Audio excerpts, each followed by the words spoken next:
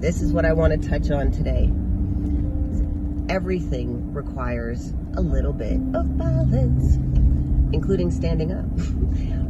But when we're dealing with, again, mind, body, emotions, energy, mind, emotions, all of these things, to be in alignment, need to get balanced out.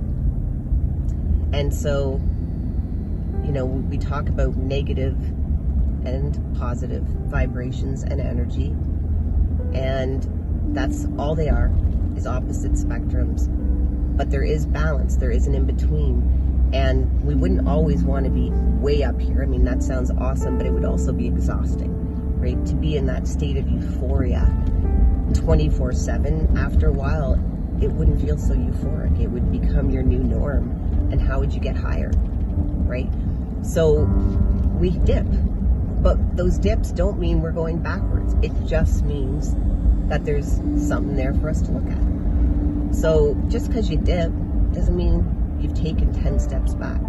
It just means that your vibe went down a little bit, and you can pay attention as to why. But that's the teeter-totter of life, right? You don't want to be on one end all the time, or it won't be a teeter-totter. You're just going to be up in the air or sacked on the ground. So to get that nice flow of up and down, there needs to be that, a little bit of flow. And that's why a lot of people, when they're talking about energy, say, well, what about the dark? What about negative? What about evil? What about this, that, blah, blah, blah? Of course, there's darkness, but the light is there. Really, that's where the shadows come from, is that light and dark.